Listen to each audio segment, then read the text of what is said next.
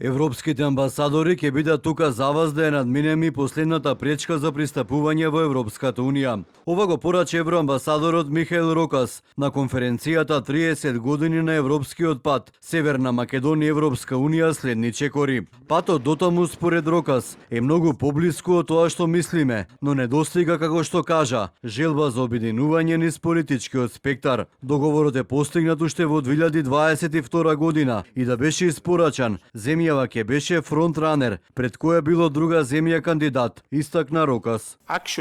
Многу значајно е да се почнат преговорите, бидејќи кога ќе почнете да преговарате, тоа го менува моментот, верувањето дека секој е во линија да ги испорача своите цели. А ако се уште сметате дека има пречка за вашето пристапување, напорите што се прават за тоа да се реши се бавни, постојат и сомнежи. Затоа треба да направиме пробив. Затоа, како и се друго во животот, проширувањето е политичка одлука, како и патот напред, исто така е политичка одлука, но би рекол дека треба да сватиме дека времињата значајно се променија. Живееме во ера кога меѓународниот систем базиран на владење на правото е уништен и кога долгорочните пријателства се ставени под прашање. Така што нема сомневање дека ЕУ треба да одговори на овие предизвици, ставајќи силен акцент на проширувањето и нема да дозволиме да има црни дупки на европскиот континент.